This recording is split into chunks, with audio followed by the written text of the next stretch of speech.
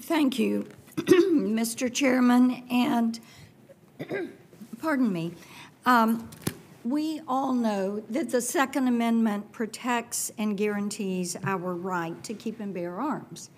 And the Bureau of Alcohol, Tobacco, Firearms, and Explosives plays an important part in combating crime and protecting public safety. The director of the ATF should be an individual who is capable of pursuing this mission while maintaining a nonpartisan atmosphere within the organization and protecting the rights of law-abiding citizens.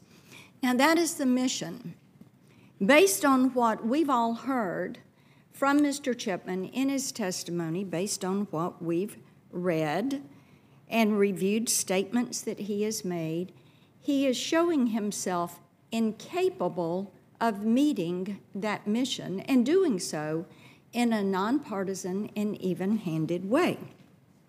What we would expect from anyone that we appoint. Now, there are roughly 15.5 million Americans that hold hunting licenses. Nearly 20 million Americans have a concealed carry permit. I am one of those that has a concealed carry permit. Don't mess with Marcia. Roughly 4 in 10 Americans report having a registered firearm in their residence, and nearly every major study has found that firearms are used in self-defense between 500,000 and 3 million times each and every year. That is the right of American citizens. Mr. Chipman has demonstrated through his testimony that he will neither respect nor protect the right to bear arms. There are 16 states, 30% of our nation, that allow citizens to openly carry their guns. And you've just heard about his Reddit Ask Me Anything interview. He stated there that open carry is frightening, and he thinks this is a fear we should avoid. Tennessee is a constitutional carry state. Mr. Chipman made clear in his testimony last month that he wants to ban the future manufacturing and sale of, and I'm quoting him, assault weapons. But he has demonstrated that he has an alarming misunderstanding of what an assault weapon actually is.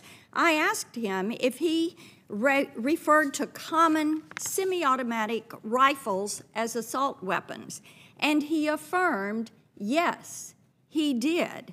His definition, as Senator Cotton put it so aptly, would effectively ban all sporting rifles in the United States. But we know Mr. Chipman is no fool. Mr. Chipman has an agenda. It would be abridging our Second Amendment rights. It would be banning semi-automatic rifles and sporting rifles for those 15.5 million Americans that have a hunting license. He has a decorated history with the anti-gun lobby. As has been referenced, he has lobbied for Everytown for gun safety and was a senior policy advisor at the Giffords campaign. He has lobbied against high-capacity guns, but has defined a high-capacity gun as anything that holds more than 10 bullets at a time. He has advocated overturning the Protection of Lawful Commerce in Arms Act, which would leave gun manufacturers liable for what purchasers do with their guns. I want you to think about that. It would make the gun manufacturers liable for what purchasers do with their gun. The logic falls apart when you apply it elsewhere. We do not hold auto manufacturers liable when drivers cause pileups. Most of the U.S. drives to and from work every day. Can you imagine what would happen if we suddenly applied this type logic to the actions of every single driver in this country? The logic with respect to guns is no different, but Mr. Chipman is far too partisan to see that. Again, He is no fool. He does have an agenda.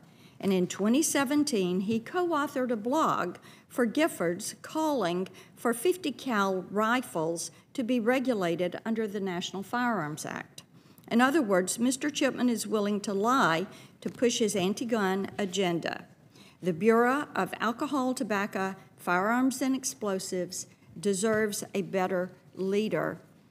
Americans deserve a better leader. Thank you, Mr. Chairman.